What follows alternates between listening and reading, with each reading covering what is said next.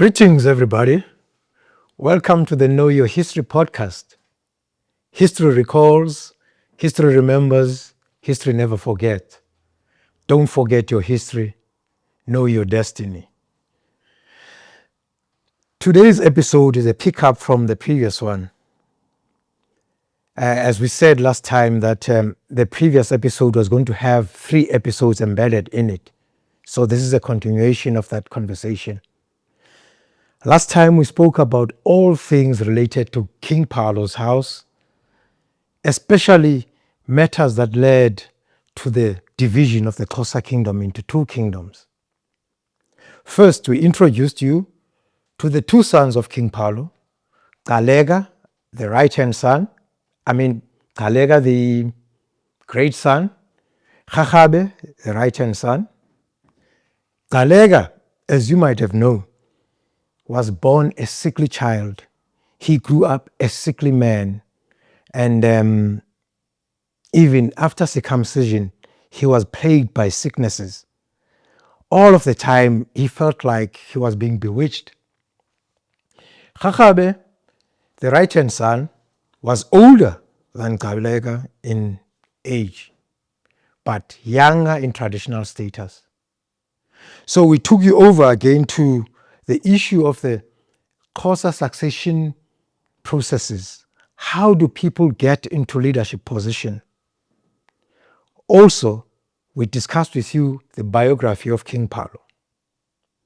So today, ladies and gentlemen, we are delving in deeper into the issue of the division or the splitting of the Xhosa kingdom into 2 kingdoms.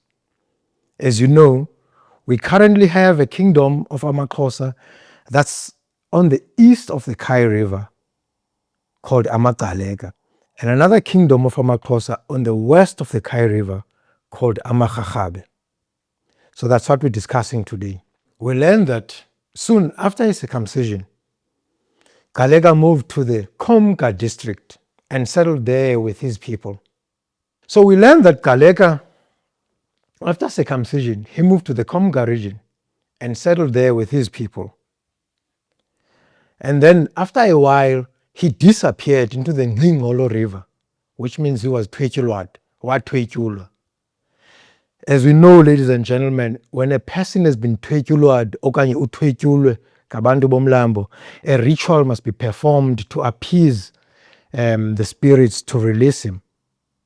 So this ritual was performed, a bull was slaughtered. After a while, he returned, a fully fledged Igqirha. Again, ladies and gentlemen, as you would know, or much have heard, that usually the people who have been Twetyulwad by the river people and come out diviners are considered to be very powerful diviners.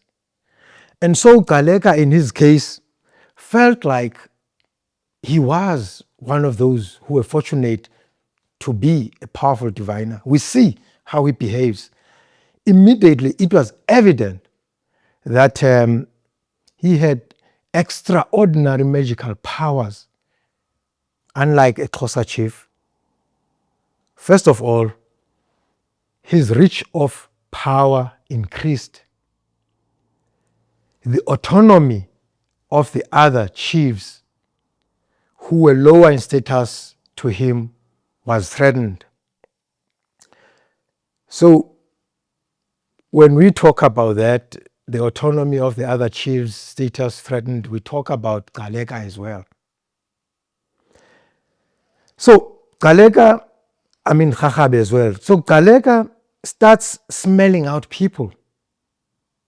As you know, we said he's paranoid with ubugqirha, witchcraft.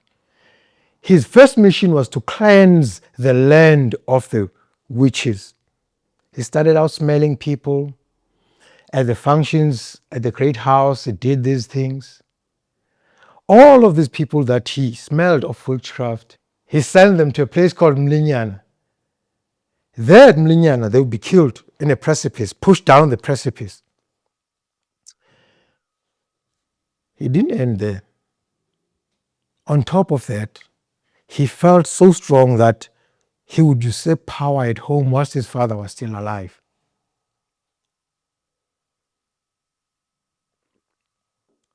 He wanted to take power away from King Phalo and lead the Great House. This caused a lot of consternation within the Great House. You'd understand that this mixture of two things in one person, Igqirha and a chief, was a deadly combination. Rhakgabe felt that his life was endangered by his brother. So he felt he needed to address this thing. He addressed the first issue about his brother, the uncommon phenomenon of a chief becoming Igqirha. He said it in isiXhosa. I'll address it in isiXhosa. Kuhle xa umuntu othwasayo noligqirha ingumuntu nje omnyama. Kodwa xa umuntu othwasayo noligqirha ingumuntu wegazi, kunzima kubantu begazi ngokuba angeke basinde ekutyholweni ngobugqirha. Basically meaning, it's fine if an ordinary commoner becomes a diviner, because they'd be afraid of accusing the royalty of witchcraft. But now that it's a royal person who's involved in matters of being a diviner, it's difficult. He also addressed the issue of his younger brother trying to usurp power from his father while still alive. That is what Mqhayi describes as the straw that broke the back of the camel.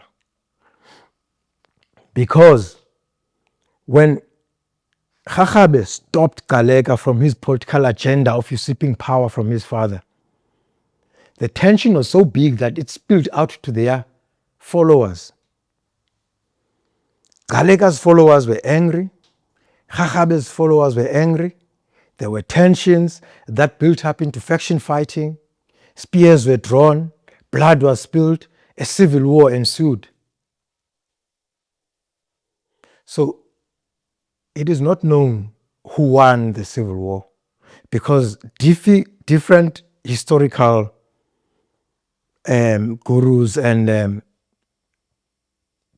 historians have different opinions on this. A person like Jeff Perrose and a person like George Thiel, they believe that Rhakgabe lost the fight and the war.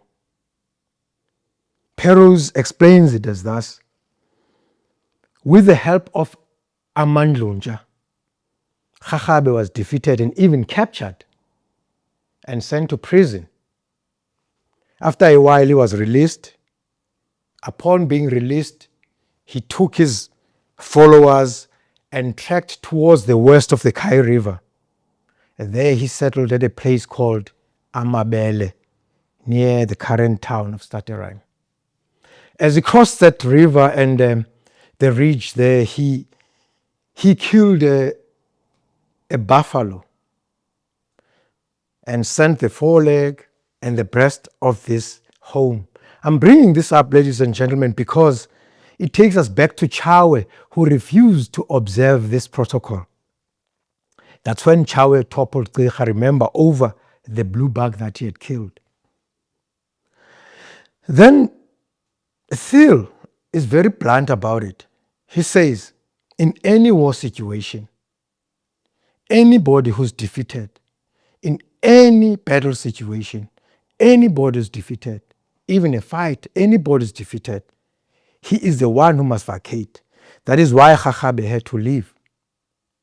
And then we have another school of thought, a person like J.H. Soga. Soga believes that Rhakgabe, in fact, won the battle because Rhakgabe was a skilled fighter, a good tactician in the battle, a good commander of men, and even with a little army that he had, he beat Gcaleka. I think Mqhayi agrees with him, because Mqhayi says after the battle, Rhakgabe got very popular. Even with the people that were allocated to Gcaleka, they followed him people like Abatembu, people like the Khoi, and they followed him. But ladies and gentlemen, to me, the most interesting part or version of this is the version that gives credit to King Phalo. Phalo is said to be the one who engineered the splitting of the Xhosa kingdom into two. He, after observing what had happened between his two sons, him and his royal council felt that the kingdom was split into two. They came into a determination that Chakhabe must be given independence away from the great house. So big was this issue that the custom of allocating a tribe within the nation to a son of the king was overlooked and was bypassed. Chakhabe was asked to take his people away and not govern them within the kingdom of Phalo, and go and establish a new political center of political power away from home. And so that's how, ladies and gentlemen, Chakhabe left and established his own kingdom, politically free from the great house and free from the dominance of Gcaleka. So now, out of all of this, we learn that the Xhosa kingdom was divided in order to save it from further splitting. As we close this episode, ladies and gentlemen, let us look at one key agreement that was reached. This agreement leads us to things that happen even now under this democracy. Remember, the battle happened in 1752. From 1752 up to the current day democracy, these issues have been troubling people. They came up in the Nhlapo Commission and they ended up in court. So the agreement was that as Chakhabe was leaving to establish himself as a kingdom, the hereditary status of the great house will always be observed culturally and ritually, but not politically. What does that mean? It means that ritually, Chakhabe was bound to the great house, but politically free. Let me explain it like this.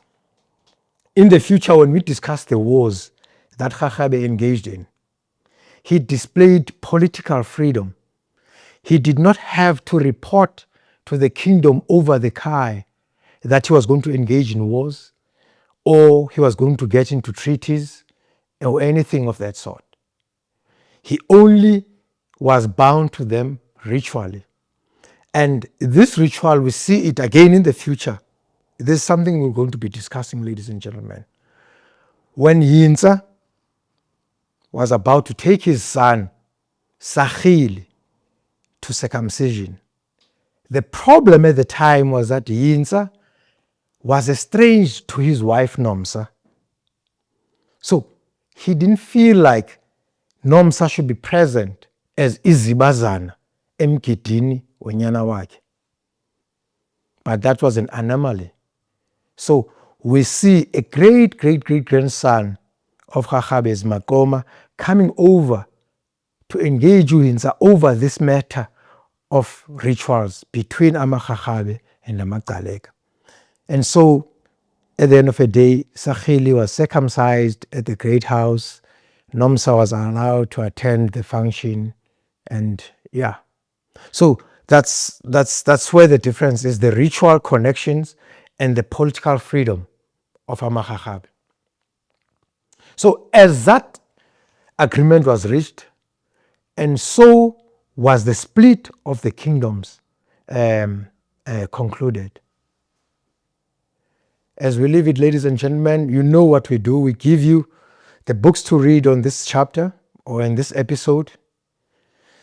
The first book to read is Jeff Perrow's The House of Phalo. The second one is Imibongo by Mqhayi.